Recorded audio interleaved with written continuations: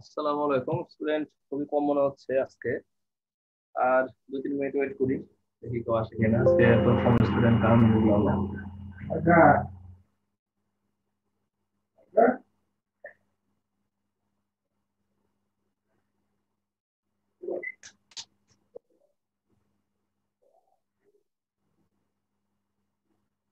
আমাদের এই ক্লাসের পরে কোনো ক্লাস আছে আজকে?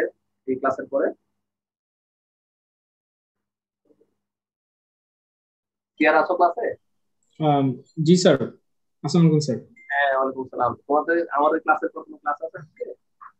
আম, না স্যার, আমার তো নেই এখন, বাকিদের আছে নাকি বলতে পারতেছি না, মানে অনেক সাবজেক্ট তো। আহ, আজকে ডিজাইন আলোচনা করবো তো, তো তো 2-4 মিনিট আচ্ছা। তো লাগতে পারে বেশি। এখন আ- 2-5 মিনিট সমস্যা হবে বাকি ক্লাসে? মানে আজকে ডিজাইন এক্সপ্লেন করবো তো, আগের ক্লাসে অল্প একটু সময়ের জন্য একটা পার্ট বাকি থেকে গেছে। জি স্যার। আচ্ছা স্যার, সমস্যা নেই। হ্যাঁ, ঠিক আছে।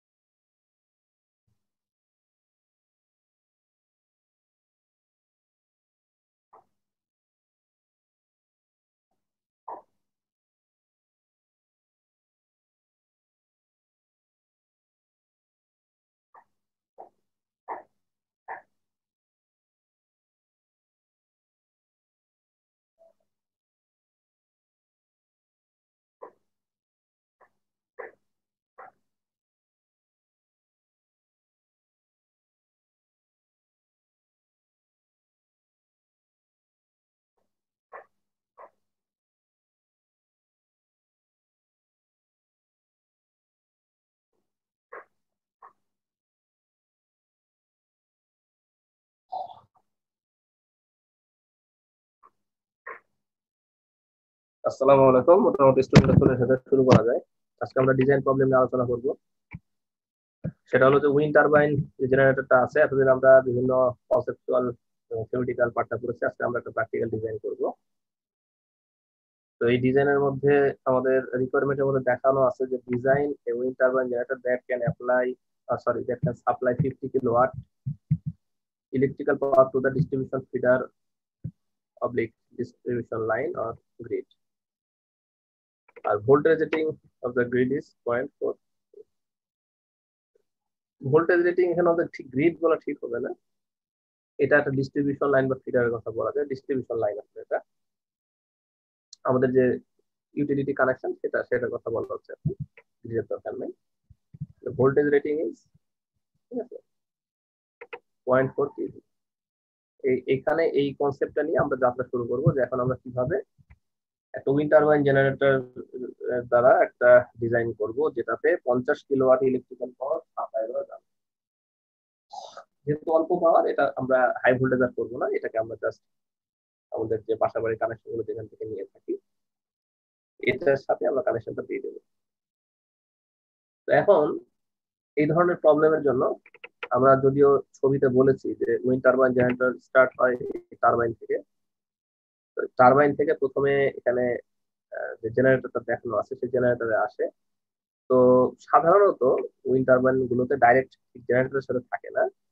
উইন্ড টারবাইনের এই জায়গাটা একটা গিয়ার বক্স ব্যবহার করতে হয়। সেই গিয়ার বক্স প্রথমে করে কি স্পিডটাকে আপ করে দেয়।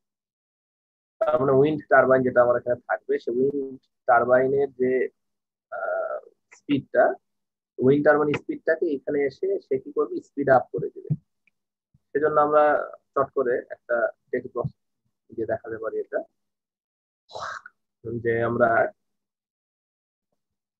ফার্স্ট স্টেপে যেটা করব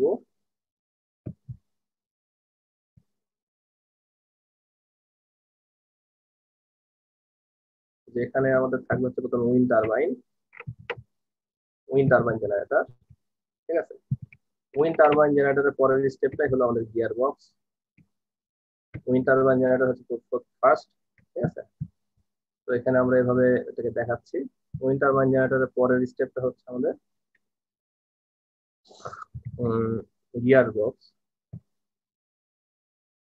এখানে হচ্ছে আমাদের গিয়ার বক্স।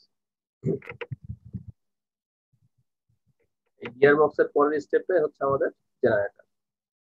মানে আমাদের জাস্ট একটু হিসাবটা আমরা সিম্পলিফাই করে নিলাম, ঠিক আছে। তাহলে এই হলো আমাদের হিসাব। তো উইন্ড টারবাইন জেনারেটর পরে গিয়ার বক্স, গিয়ার বক্সের পরে হচ্ছে আমাদের জেনারেটর, ঠিক আছে। এটাই হচ্ছে আমাদের সিম্পলিফাইড হিসাব। তো প্রত্যেকটা স্টেজে কিছু ক্যালকুলেশন আছে, আমি সেগুলো দেখাবো তোমাদের যে কিভাবে হিসাবগুলো আমরা করবো। তো প্রথমে উইন্ড টারবাইন জেনারেটরের পরে যে গিয়ার বক্সটা দেখানো আছে, এরপরে আমার থাকবে হলো জেনারেটর। উইন্ড টারবাইন জেনারেটরের মানে হচ্ছে যে এটা, হ্যাঁ, বা উইন্ড টারবাইন আমি খালি বলে দিই, জেনারেটর এখানে কেটে দিলাম। উইন্ড টারবাইনের পরে গিয়ার বক্স, আর তারপর হলো জেনারেটর। এখন কথা হলো যে আমরা এখানে কিভাবে কানেকশনটা দিব। তো কয়েকটা জিনিস আমি একটু বলে নিই। উইন্ড টারবাইন এখানে সাথে এখানে একটা শ্যাফটের কানেকশনের ব্যাপার আছে। শ্যাফটটাকে আমি একটা কালার দিয়ে রিপ্রেজেন্ট করার চেষ্টা করতেছি, ঠিক আছে। এখানে আমি একটু মোটা করে দিলাম। তো এই হলো আমাদের কানেকশন, ঠিক আছে।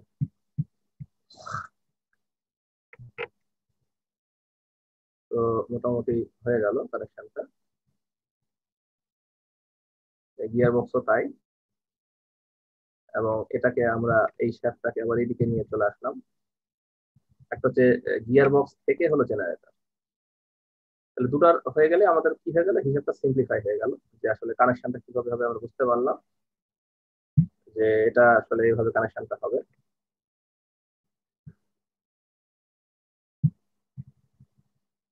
তাহলে এই হলো গেল আমাদের টোটাল হিসাবটা।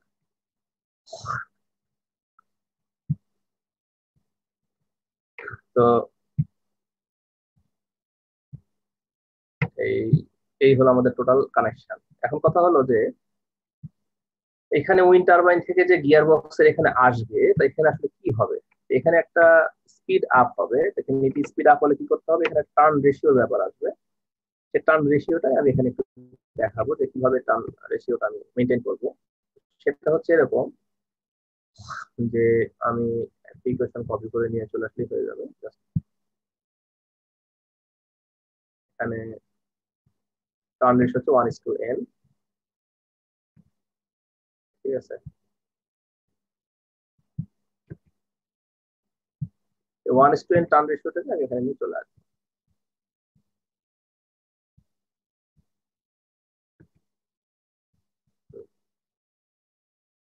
টার্ন রেশিওটা হলো 1:n, বসাই দিলাম আমি এখানে যে 1:n,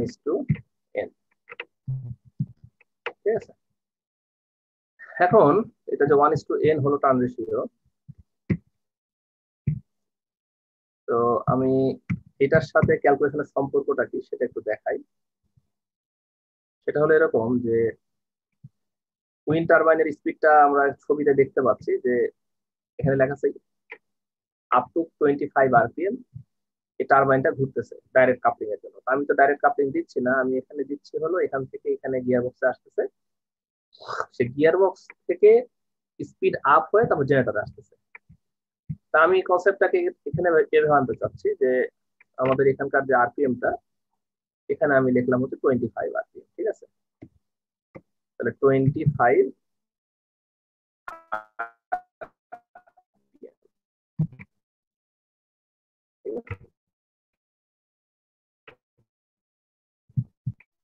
ভালো কথা। 20 এখানে হবে 1:n হয়ে স্পিড আপ হয়ে যখন সে এইদিকে আসবে, ঠিক আছে, তাহলে গিয়ার বক্সের ইনপুটে 25 আরপিএম থাকবে, আর যখন সেটা এখানে চলে আসবে তখন এটা হয়ে যাবে 25 ইন্টু এন আরপিএম।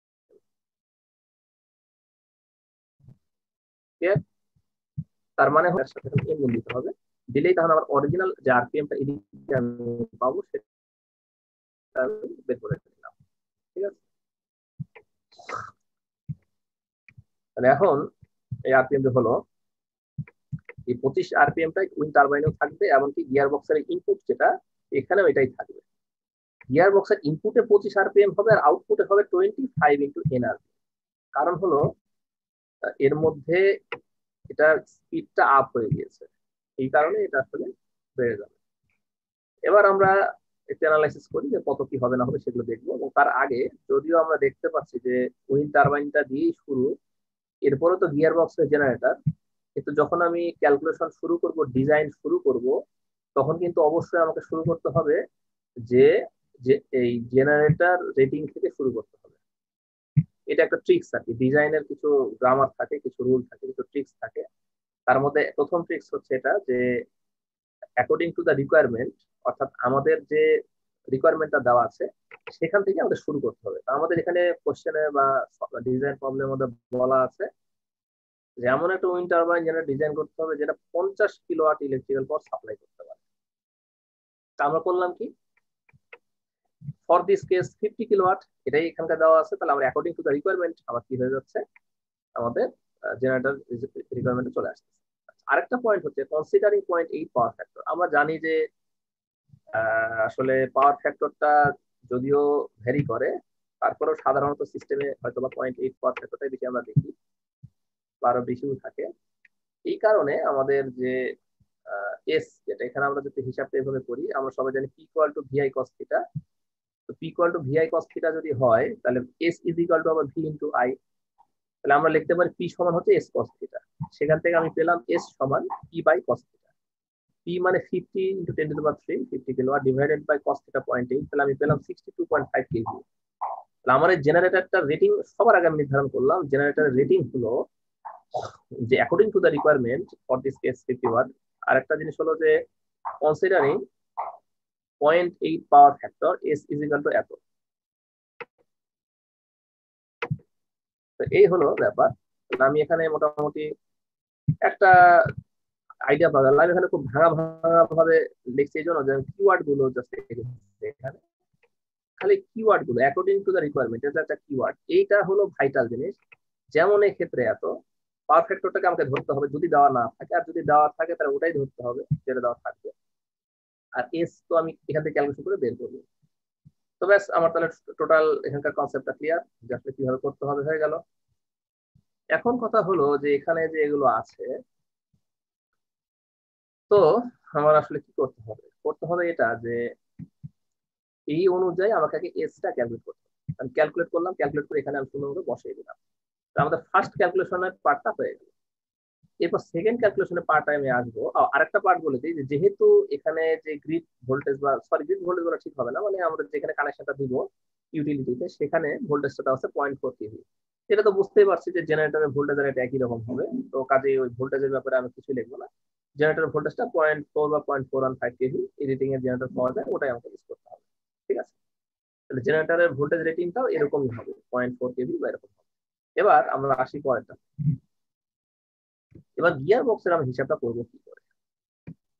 এখন আমি সেকেন্ড ক্যালকুলেশন, গিয়ার বক্সের মধ্যে গিয়ার রেশিও আমি ধরেছি 1:n।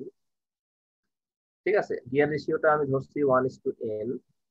ঠিক আছে, তো এটা আবার এখানে লিখে দিয়েছি। এবার কথা হলো যে অ্যাকর্ডিং টু বা অ্যাসুমিং 1000 আরপিএম, ঠিক আছে, ফর দ্য জেনারেটর। তার মানে আমরা জেনারেটর আরপিএম টা ধরেছি 1000 আরপিএম। এটাতে আমি নাম দিয়েছি আরপিএম 1, এটা জাস্ট আমরা বোঝার সুবিধার জন্য। এবং আরেকটা কথা আমি এখানে লিখছি যে এটাকে আমি আরপিএম 1 বলতেছি, এবং 25 আরপিএম ধরছি সেটাকে আমরা আরপিএম 2 বলতেছি। এটা হচ্ছে কিসের জন্য, উইন্ড টারবাইনের জন্য। ঠিক আছে, ফর দা টারবাইন। আমি যদি টারবাইনের পাই 25, এখানে আমি ইনপুট দিলাম, আর এই পারে আমার জেনারেটর কত দরকার, এই পারে দরকার হচ্ছে আমার 1000 আরপিএম।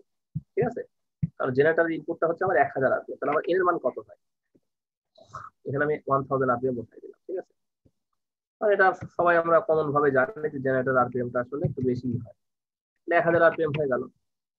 এখন 1000কে যদি 25 দিয়ে ভাগ করি তাহলে আমার আসলে এন এর মান পেয়ে যাবো। সেটা আমরা এখানে লিখেছি যে N is equal two RPM 1 বা আরপিএম 2। এবং এটাকে আমার মনে হয় এটাকে কাট করে এখানে নিয়ে গেলে লেখা ছুটে যায়, খামাখা ওখানে নিয়ে যাওয়ার দরকার নেই। তাহলে আমরা এভাবে লিখতে পারি যে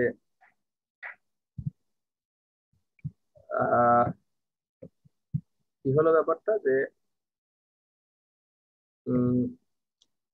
এটা এখানে চলে আসলো যে এন ইজ ইকুয়াল টু হলো আরপিএম 1 বা আরপিএম 2। তার মানে এখানে 1000 আর এখানে হলো 25, 1000কে 25 দিয়ে ভাগলে 40, তাহলে 1:40 হচ্ছে আমার এখানে আসলে ভ্যালুটা।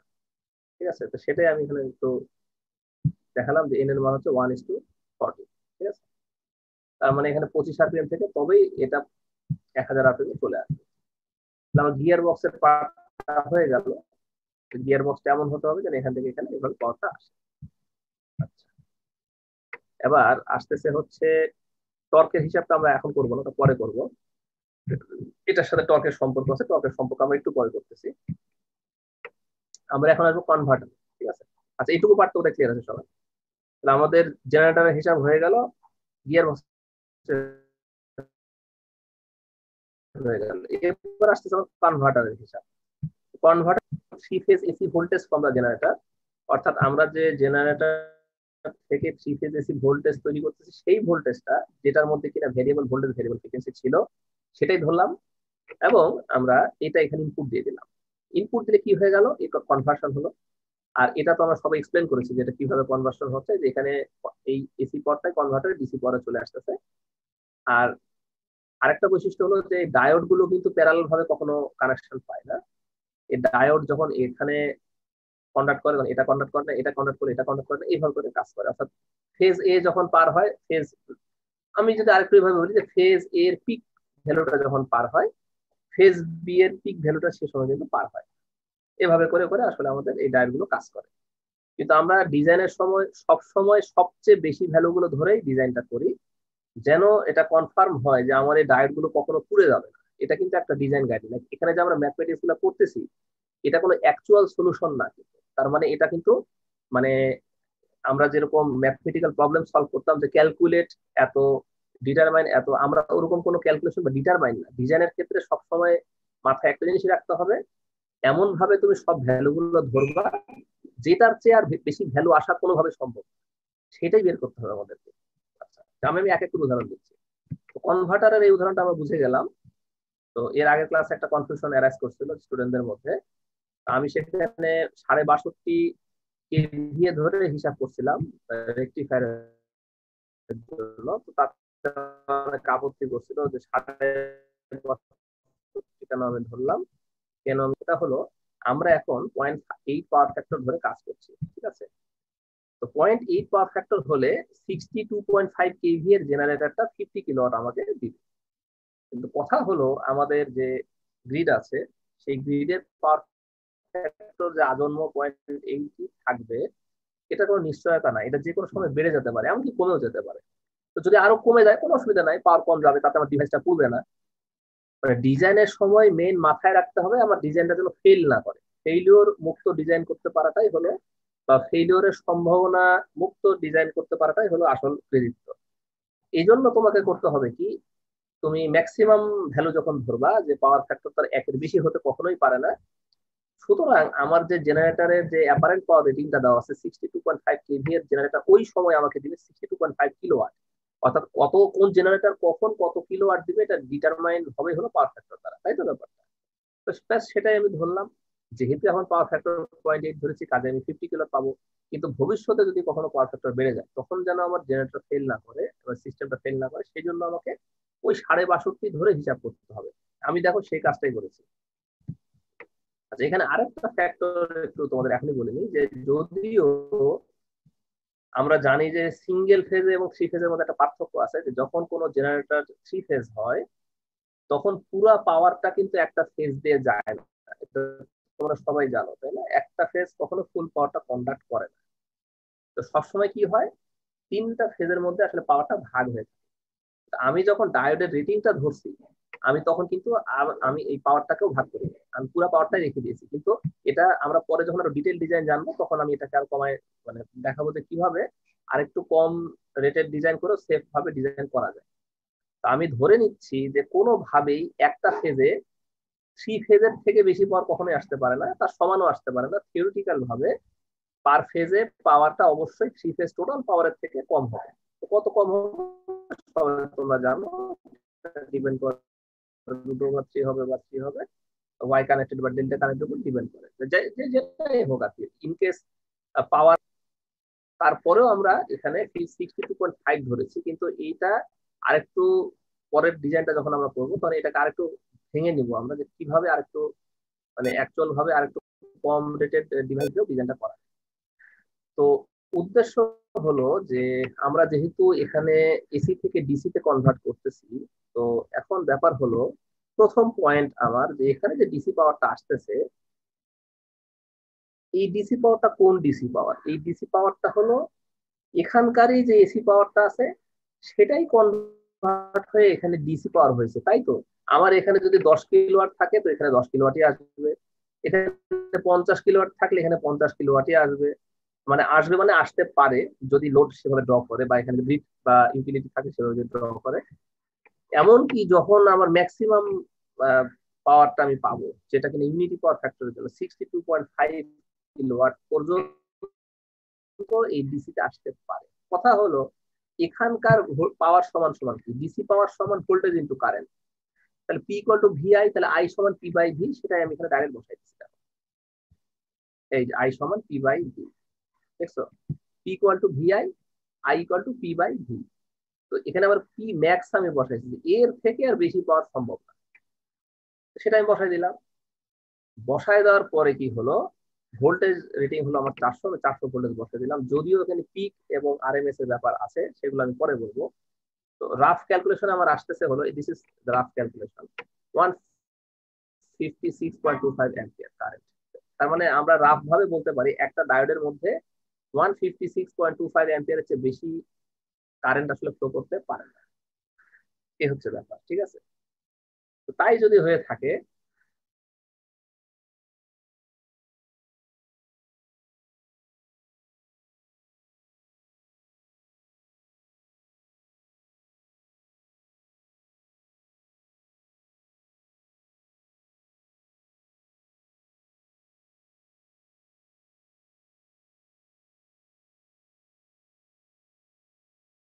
ডায়োডের রেটিংটা কত হবে আর ভোল্টেজ রেটিং কত হবে। এখানে আমি 65.7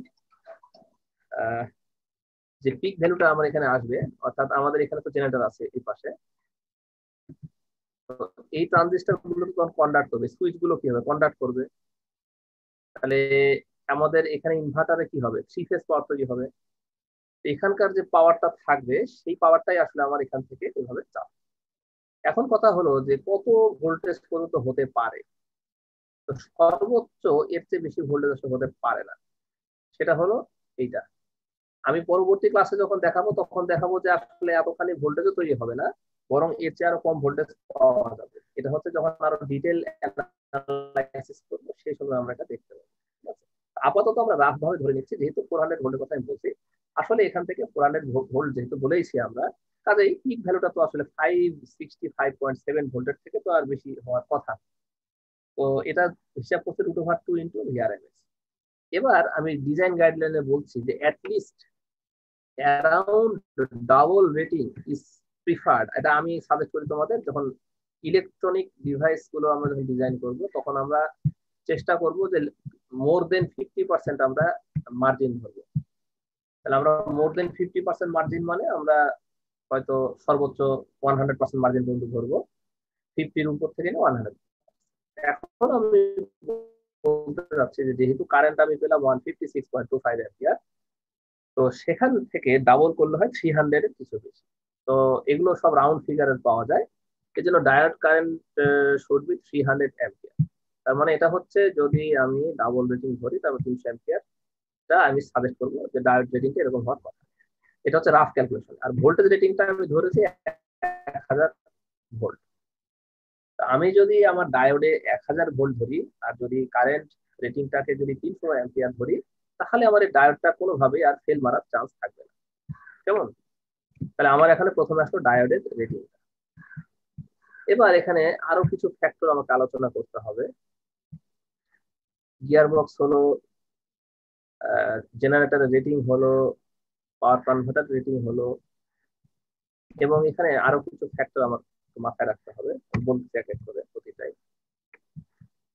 তো প্রথম কথা হলো যে এখানে যে উইন্ড টারবাইনটা ছিল, সে উইন্ড টারবাইনটা এখান থেকে প্রথমে 1:n হয়ে যে এটা আসলো। এখন এখানে তো একটা টর্ক ইকুয়েশন আছে, তাই না? আমি বলেছি যে টর্ক ইকুয়েশনটা আমি কিছুটা পরে বলবো তোমাদের, তো আমি আস্তে আস্তে শেয়ার করি সেটা। তো টর্ক ইকুয়েশনটা আমরা এভাবে চিন্তা করতে পারি যে প্রথমে এটাকে একটু সরাই নিলে মনে ভালো হতো, যে দাঁড়াও, এখানে আমরা এটাকে একটু সরাই নিই, ঝামেলা করতে চাই, এটাকে আমরা গ্রুপ করে নিই।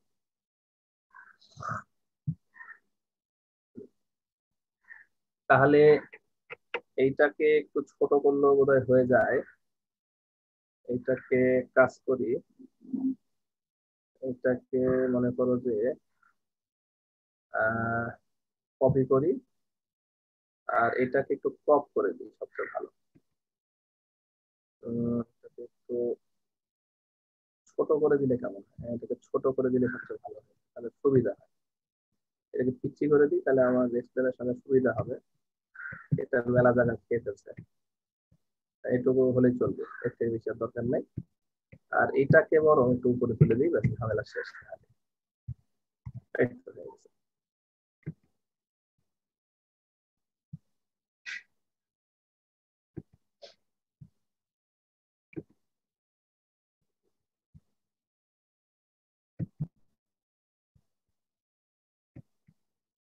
হ্যাঁ, এইটা থাকলেই হয়ে যাবে। টারবাইনটাই দরকার খালি, আর কিছু দরকার নাই। উইন্ড টারবাইনটা এখানে বসাই দিই, ঝামেলা শেষ। উইন্ড টারবাইনটা এখানে বসাই দিলে তো লেখা চলে গেল। আচ্ছা, এবং সেক্ষেত্রে উইন্ড টারবাইন WT লেখাটা তো কোনো দরকার দেখি না, কাগজ করাই দিই। এটাকে ডিলিট করে দিই, এইটার দরকার নাই। এই টারবাইনটাকে সরাসরি এখানে লাগাই দিলেই মিটে যায়। হ্যাঁ, ব্যাস হয়ে গেছে। তাহলে এই হলো আমার টারবাইন, এটাকে আমি একটু বামে নিয়ে চলে যাই, এখান থেকে শুরু। ঠিক আছে, আর বাকিটাকে এর সাথে আমি লাগাই দিই, কারণ পুরো সিস্টেমটা একটু সংক্ষিপ্ত ভাবে না আনলে আমাদের জন্য এক্সপ্লেনেশন কঠিন হয়ে যাবে। মানে এখন আমরা আলোচনা করতেছিলাম যে আমাদের সর্বোচ্চ হতে পারে কত, আমাদের সর্বোচ্চ হতে পারে 62.5 62.5 কেভি।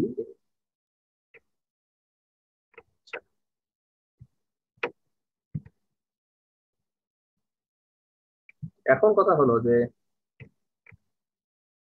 মেকানিক্যাল পাওয়ার এবং ইলেকট্রিক্যাল পাওয়ারের যে ব্যাপারটা আমরা দেখলাম এখানে, যেখানে 1000 আরপিএম তো দেখতে পাচ্ছি, আর পাওয়ার কত আসলো 62.5 কিলোওয়াট ম্যাক্সিমাম। তাহলে এখানে আমাকে সবগুলো ভ্যালু একটু আমি লিখে দিচ্ছি। 1000 আরপিএম হচ্ছে রেভলিউশন, এরপরে আসতেছে হলো আহ,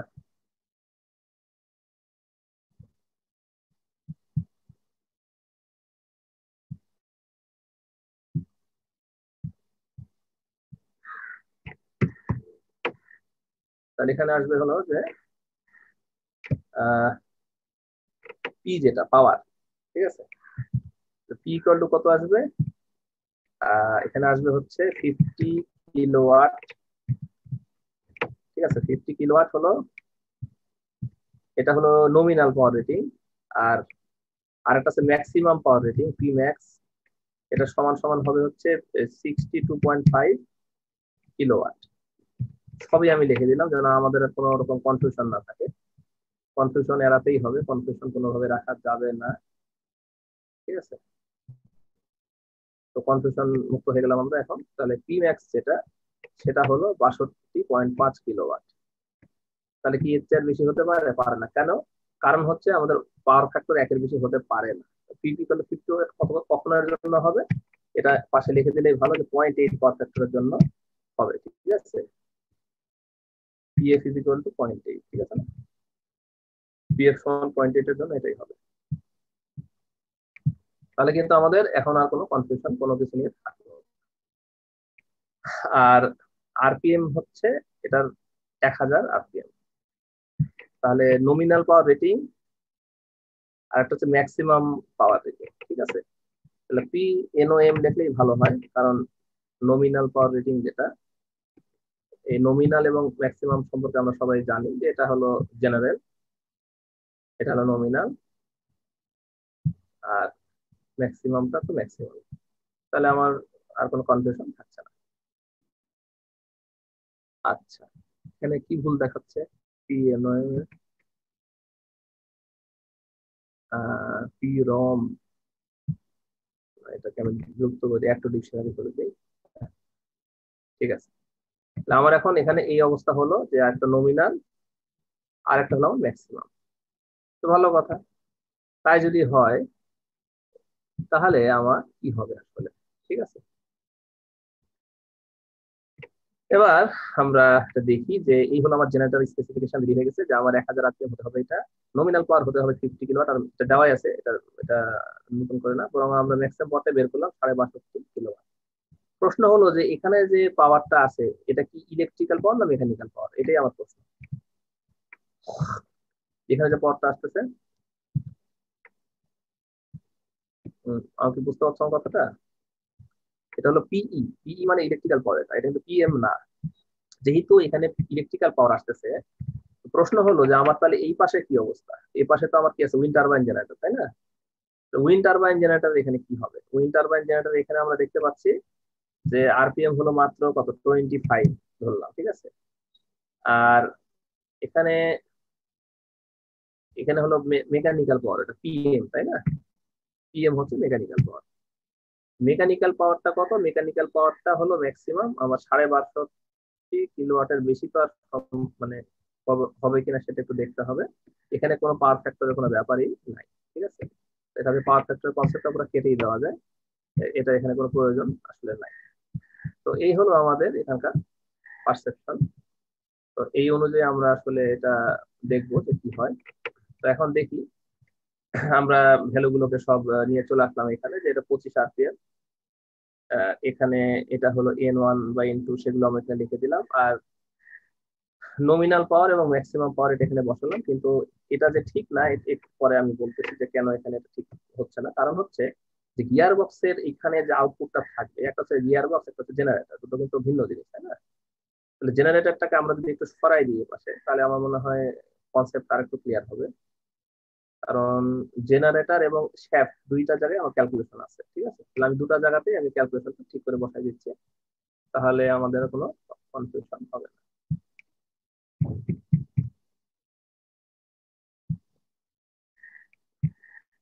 তাহলে আমার মোটামুটি সব ওকে হয়ে গেল, ঠিক আছে? তাহলে জেনারেটরের জায়গায় আমি জেনারেটরটা বসাই দিলাম এবং বললাম যে এটা হলো আসলে ইলেকট্রিক্যাল পাওয়ার। আর টারবাইনের পাওয়ারটা আমি বাম সাইডে আনবো, কিন্তু এটা এখনো আমি ফাইনাল লিখতেছি না, কারণ আছে। আর এইখানে যেটা আমি দেখতে পাচ্ছি এটা হলো আমার যে গিয়ার বক্সের এই পাশের হিসাবটা, ঠিক আছে? গিয়ার বক্সের এই পাশে কত আছে, জেনারেটর যা আরপিএম যেটা 1000 আরপিএম, সেটাই এই জেনারেটরটা এখানে আমি বসালাম। তাহলে আমার এখানে বর্তমানে যে হিসাবটা আমি আনতেছি সেটা হচ্ছে শ্যাফটের হিসাব, ঠিক আছে? এই শ্যাফটের হিসাবটা আমি এখানে লিখতেছি।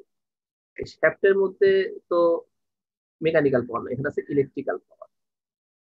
তো শ্যাফটের মধ্যে ইলেকট্রিক্যাল পাওয়ার থাকবে, থাকবে হচ্ছে মেকানিক্যাল পাওয়ার। সেই মেকানিক্যাল পাওয়ারটা আমি এখানে লিখবো। আর এখানে আরপিএম তো জেনারেটরের সমানই হবে, 1000 আরপিএম হবে, এখানে 1000 লিখবো। এই এবার আমরা দেখবো যে শ্যাফটে কি পরিমাণ আমার আসলে পাওয়ারটা আসতেছে, এটা আমাকে দেখতে হবে। তো ব্যাস, আমি এবার শ্যাফটের হিসাবটা করব। সবটার সাথে সবটার সম্পর্ক আছে,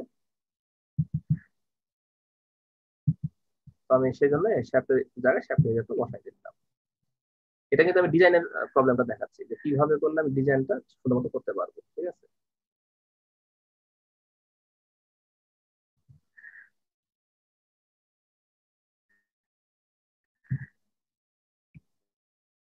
তো এখন সবটার সাথে সবটা রিলেশন হয়ে গেল, সেটা হচ্ছে শ্যাফটের কিন্তু, ঠিক আছে? আচ্ছা, তাহলে আমি প্রত্যেকটার মাথার উপর ছোট করে একটা টাইটেল দিয়ে দিই, আমাদের সুবিধা হবে। তাহলে প্রথমটা ছিল হলো টারবাইন, তারপরে এটা হলো আমার শ্যাফট, ঠিক আছে? শ্যাফট অফ দ্য জেনারেটর, ঠিক আছে? জেনারেটর যে শ্যাফট সেটা, তো আমি সেটা বসাই দিলাম।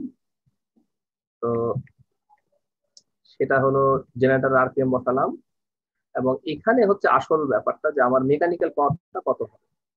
আমরা সবাই জানি যে এখানে একটা ইকুয়েশন আছে যে জেনারেটরের একটা ইফিসিয়েন্সি আছে না, কনভার্সন ইফিসিয়েন্সি, ইফিসিয়েন্সিটা আমরা এখানে বসাই দিই। যে আমরা সবাই জানি যে জেনারেটর ইফিসিয়েন্সি সমান সমান কি হবে,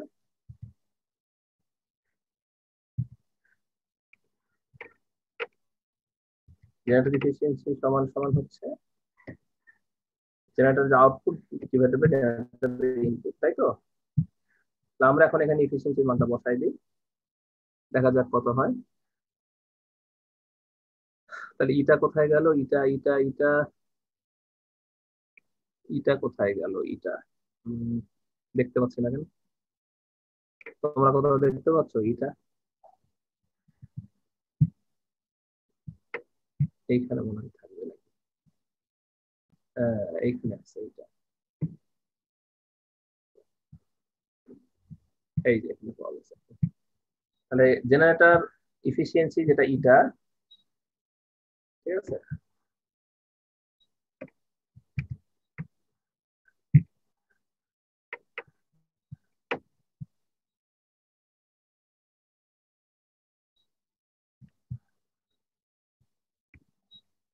তাহলে কন্ট্রোল দিয়ে এটা, এটা হচ্ছে কি,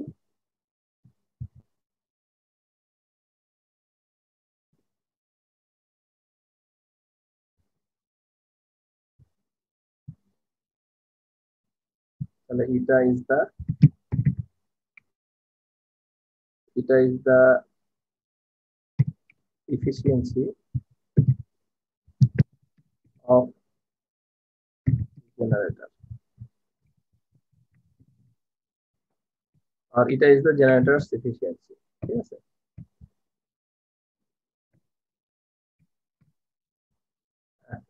তাহলে আমাদের এফিসিয়েন্সিটা হয়ে গেল। এখন কথা হলো যে এটা সমান সমান কি হবে, আমাদের জেনারেটরের যে ইনপুট সেটা কি হবে? ইনপুটটা হলো আমার জেনারেটরের মেকানিক্যাল, আউটপুটটা হচ্ছে ইলেকট্রিক্যাল, আমরা সবাই জানি। সেজন্য আমরা এখানে কি করব, লিখবো হচ্ছে P in, sorry P output, P not ঠিক আছে, ডিভাইডেড বাই হচ্ছে পি ইন, তাহলে বসাই দিই পি ইন,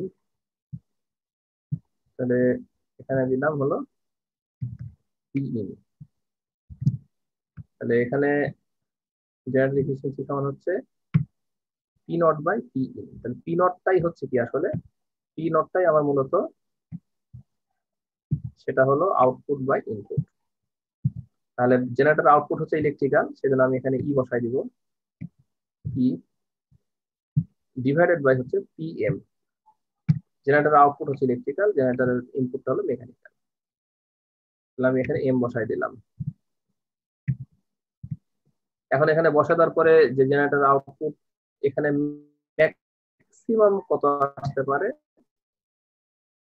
আর এখানে আমার সর্বনিম্ন কত হবে, যে এটা সমান যদি এটা হয় তাহলে আমার কথা হলো যে পিএম সমান সমান তাহলে কি হবে, তাহলে পিএম সমান সমান হবে পিই ডিভাইডেড বাই ইটা।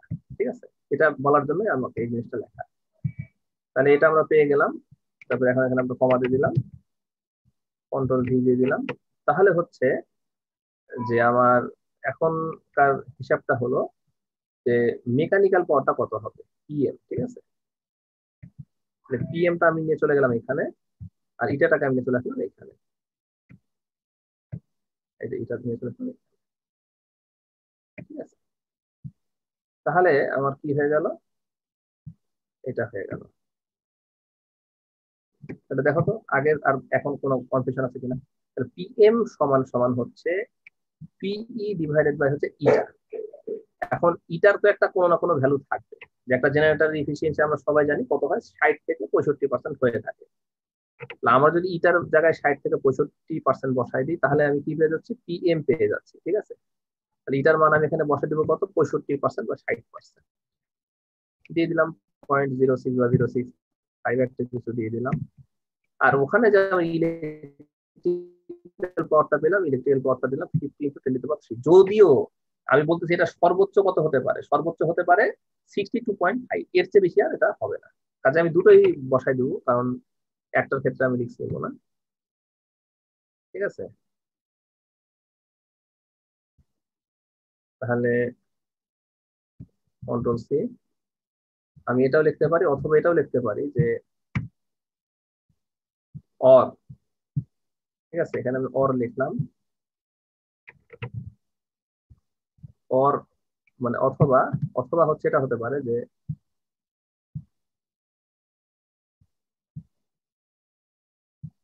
অর হচ্ছে অথবা, কন্ট্রোল ভি, এটা অথবা তাহলে পিই ম্যাক্স হতে পারে, পিই হতে পারে, পিই নমিনাল হতে পারে, বা পিই ম্যাক্সও হতে পারে, যেহেতু আমরা জানি না যে আসলে কি হবে, পিই ম্যাক্স বা এটাও হতে পারে। তাহলে সেই ক্ষেত্রে আমি পাবো হচ্ছে 62.5, কারণ যদি পাওয়ার ফ্যাক্টর 1 হয় সেটা তো আমি বললাম। তাহলে আমি এখানে কত পাচ্ছি, এটার ইউনিট কিন্তু আর কেভিএ হবে না, এটার ইউনিট হবে কিলোওয়াট। কেন কিলোওয়াট হবে এটা নিশ্চয়ই বলার অপেক্ষা রাখে না। ঠিক আছে, কারণ হলো যে যাই হোক আর কি, এই 10⁻³ এর জায়গায় জাস্ট কিলো বসাই দিচ্ছে আর কিছু না, যেহেতু পিএম হলো মেকানিক্যাল পাওয়ার, ইউনিট হবে ওয়াটে। এখন আমি ম্যাক্সিমামটা যদি এখানে বসাই দিই তাহলে আমি কি পাচ্ছি, 62.5, 62.5। আমি তো নিশ্চয়ই বুঝতে পারছি যে কেন আমি সবসময় 50 ধরছি না। এটা ধরছি না হলো ওই যে বললাম যে ডিজাইনের সময় সবসময় মাথায় রাখতে হবে যে সর্বোচ্চ কতটুকু পর্যন্ত আমার হতে পারে, ওটা মাথায় রাখার জন্য। 96.15, 96.15 হচ্ছে, তাহলে 96, ঠিক আছে, 96 পয়েন্ট হলো 1 পাঁচ। এবার এখানে দেখি কত হয়, 50 ডিভাইডেড বাই 0.65, তার মানে 50 ডিভাইডেড বাই 0.65, তাহলে সমান সমান হচ্ছে 76.92, 76.923,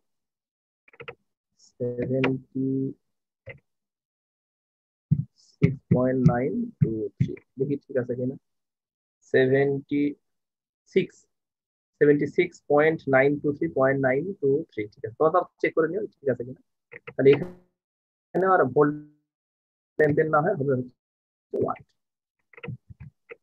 এখন হিসাবটাই হচ্ছে এটা যে আমার মেকানিক্যাল পাওয়ারটা হবে হলো পিই ডিভাইডেড বাই হলো এটা, এটাই হিসাবটা আমাকে মাথায় রাখতে হবে, তাহলেই ব্যাস আমার হিসাব হয়ে যাবে। where এটা is the delta efficiency। তাহলে আমি এখানে বসে দিলাম, ব্যাস, তাহলে আমার এটা হিসাব খতম। তাহলে এখন আমি কি করব, এখানে যে পিএম এর ভ্যালুটা পাইলাম, পিএম এর এই ভ্যালুটা আমি উপরে বসাই দেবো, ঠিক আছে? পিই ম্যাক্স ডিভাইডেড বাই এটা, এটা আমি উপরে বসাই দিলে ব্যাস আমার কাজ হয়ে যাবে।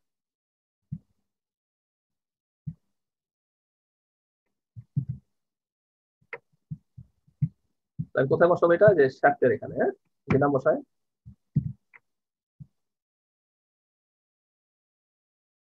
চলে আসছে, উপরে তো জায়গা নিয়ে নি। তাহলে পিএম সমান হচ্ছে পিই ম্যাক্স বাই এটা সমান হচ্ছে এত, এটা একটু বড় করলে বোধহয় হয়ে যায়, এটা একটু বড় করে দিলে হয়ে যাচ্ছে, এই তো হয়ে গেছে। তাহলে সমান সমান 96.15 কিলো।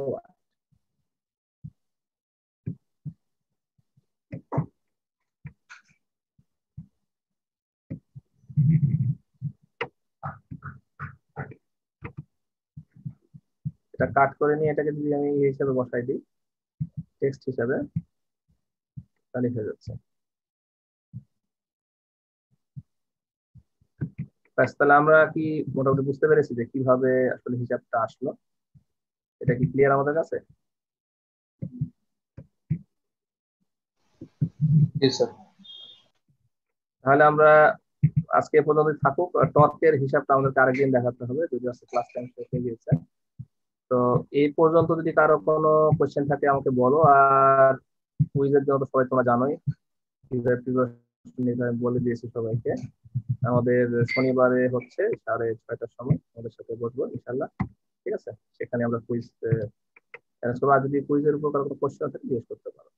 তাহলে আমি এখানে দুই ভাবে দেখালাম, যে একটা হচ্ছে 1000 আরপিএম জন্য, আর পি নমিনাল হচ্ছে 50, আর একটা হলো যে পিএম সমান, ঠিক আছে, এটা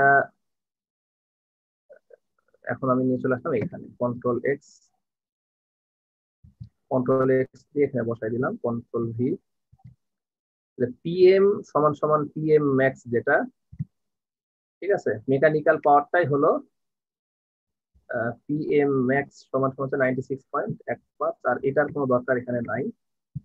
আর পি নমিনাল হচ্ছে 50 কিলোওয়াটটাও এখানে দরকার নেই, পিই নমিনালটাই হলো আসলে এটা। এখানে যদি আমি ছোট করে ই বসাই দিই, ঠিক আছে, ই দিয়ে এনওএম দিই, তাহলে হয়ে যাবে। তো ব্যাস, অ্যাটেন্ডেন্স কালেক্ট কি করেছো তোমরা আজকে? জি স্যার। জি স্যার। ঠিক আছে, তাহলে আজকে আমরা ক্লাসটা এখানে শেষ করি। Thanks for attending to this class. Hope to see you next Saturday. আসসালামু আলাইকুম। আসুন।